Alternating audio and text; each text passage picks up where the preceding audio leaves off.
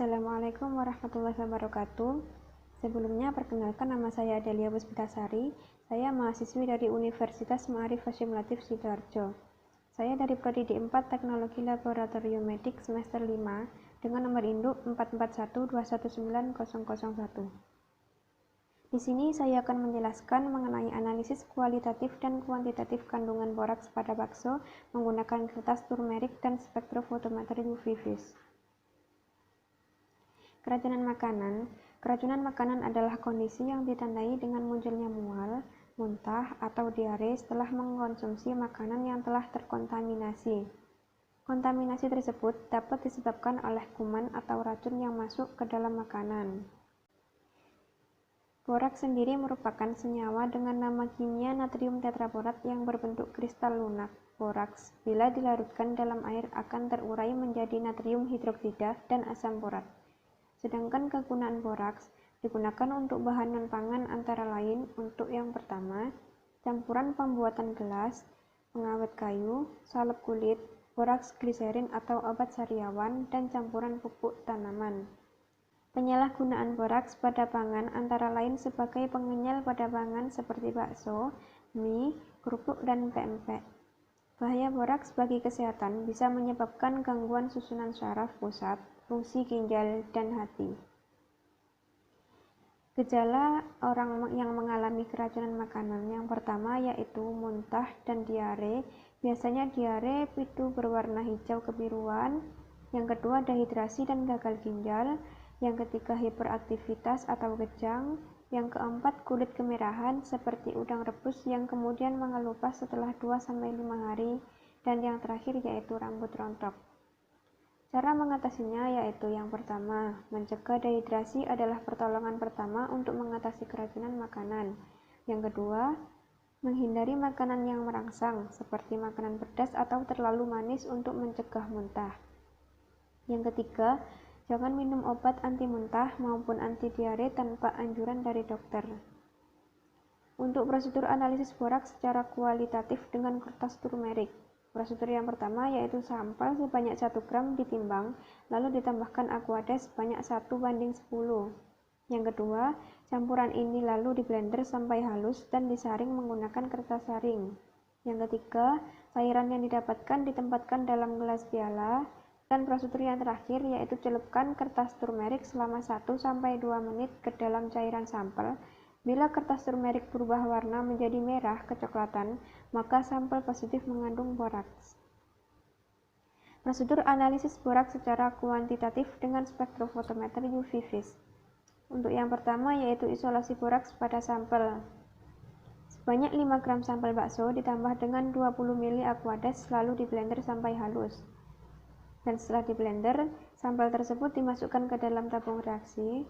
Kemudian sentrifus selama 2 menit dengan kecepatan 3000 rpm. Bagian supernatannya diambil dengan cara disaring dengan kertas saring. Kemudian penentuan kadar boraks pada sampel.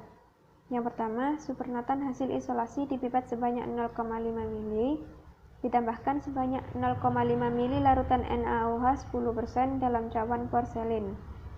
Cawan kemudian dipanaskan di atas penanas air sampai larutan kering. Pemanasan dilanjutkan dengan oven pada suhu 1000 kurang lebih 55 derajat Celcius selama 5 menit.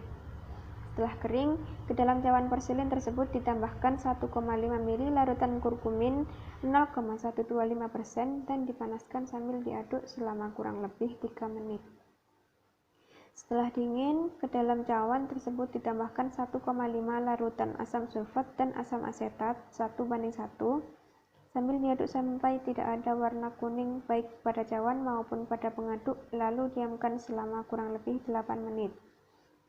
Larutan yang terbentuk lalu ditambah sedikit etanol absolut, kemudian disaring dengan kertas saring, lalu dimasukkan ke dalam labu ukur 25 ml dan diajarkan dengan etanol sampai garis tanda atau tanda batas yang berada di labu ukur tersebut. Kemudian yang terakhir, hasil saringan larutan yang sudah dipreparasi tersebut dikumpulkan dan diamati serapannya pada panjang gelombang 428 nanometer pada alat spektrofotometer UV-Vis. Yang terakhir yaitu pembahasan untuk analisa kualitatif. Kertas turmerik yang dihasilkan dengan menggunakan ekstrak kunyit menghasilkan warna kuning pada kertas saringnya. Jika sampel mengandung boraks, maka akan terjadi perubahan warna pada kertas turmerik dari kuning menjadi coklat kemerahan. Warna coklat kemerahan ini merupakan warna dari kompleks boron kurkumin yaitu rosocyanin.